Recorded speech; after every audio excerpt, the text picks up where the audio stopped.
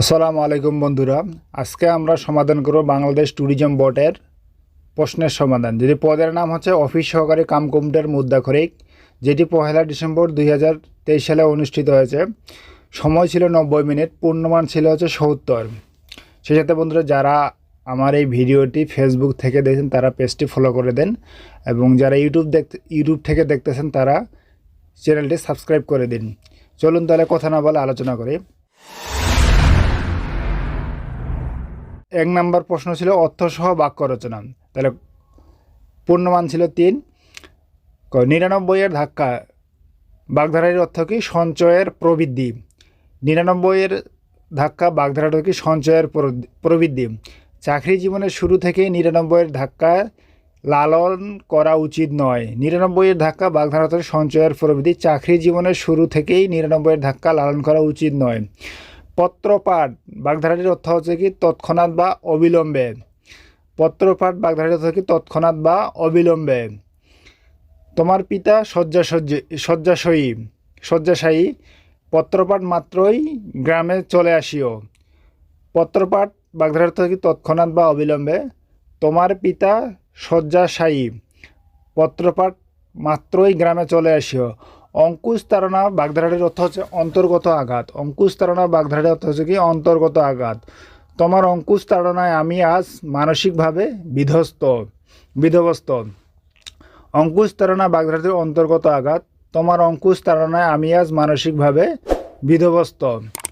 শুদ্ধ করে লিখুন। তাহলে এখানে শুদ্ধ করে লিখুন, আপনি সপরিবারে আমন্ত্রিত। এর শুদ্ধ হচ্ছে কি? সপরিবার বানানটা ভুল, এটা দেখবেন। আপনি সপরিবারে আমন্ত্রিত। অন্যভাবে প্রতি ঘরে ঘরে হাহাকার। এইখানে কি হবে? অন্যভাবে ঘরে ঘরে হাহাকার। এখানে কি? প্রতি ঘরে হবে না, এইখানে আসে 10 চক্রে ঈশ্বর ভূত। এইটা ঈশ্বর হবে না, 10 চক্রে ভগবান ভূত। বিদ্বান ব্যক্তিরা দরিদ্রতার শিকার হন। এখানে বিদ্বান বানানটা ভুল আছে, শিকার বানানটা ভুল আছে। তাহলে বিদ্বান ব্যক্তিরা দরিদ্রতার শিকার হন। বেশ বাক্য সহ সমাস লিখুন। শশাঙ্ক এর বেশ বাক্য হচ্ছে সশঙ্কজার, এটি হচ্ছে বহুব্রীহি সমাস। শশাঙ্ক এর বেশ বাক্য হচ্ছে সশঙ্কজার, এটি হচ্ছে বহুব্রীহি সমাস। বিজয় পতাকা এর বেশ বাক্য হচ্ছে বিজয় নির্দেশক পতাকা, মধ্যপদলোপী কর্মধারয় সমাস। বিজয় পতাকা এর বেশ বাক্য হচ্ছে বিজয় নির্দেশক পতাকা, এটি হচ্ছে কি? মধ্যপদলোপী কর্মধারয় সমাস। চৌরাস্তার সমাহার বেশ বাক্য হচ্ছে চৌরাস্তার সমাহার বা 4 রাস্তার সমাহার, এটি হচ্ছে দ্বিগু সমাস। চৌরাস্তা এর বেশ বাক্য হবে চৌরাস্তার সমাহার বা 4 রাস্তার সমাহার, বেশ বাক্য হচ্ছে এটি হচ্ছে দ্বিগু সমাস। স্থির প্রতিজ্ঞ এর বেশ বাক্য হচ্ছে স্থির প্রতিজ্ঞা যার, এটি হচ্ছে বহুব্রীহি সমাস। স্থির প্রতিজ্ঞ এর বেশ বাক্য হচ্ছে স্থির প্রতিজ্ঞা যার, এর বেশ বাক্য এটি হচ্ছে বহুব্রীহি সমাস। তারপরে fill in the blank with appropriate word, মানে সঠিক শব্দ দিয়ে বাক্যটি পূর্ণ করো। তাহলে এখানে হচ্ছে a thing of dash is a joy forever. A thing of beauty is a joy forever, এখানে হবে beauty. Rahim died dash hunger. এখানে ডায়েট অফ মানে ক্ষুধায় মারা যাওয়া, ডায়েট অফ মানে ক্ষুধায় মারা যাওয়া। At Pohela Boishakh there is a festive mood all dash the country. এখানে all over the country, all over এটা হচ্ছে appropriate preposition. At Pohela Boishakh there is a festive mood all ড্যাশে হবে over the country. The all road goes dash the small village. সঠিক উত্তর এখানে গেপে হবে কি? দ হবে। Make sentence with meaning of idiom and phrase given below. Swan song বাগধারাটির অর্থ হচ্ছে কি? শেষ কর্ম। সোয়ান সং বাগধারাটির অর্থ শেষ কর্ম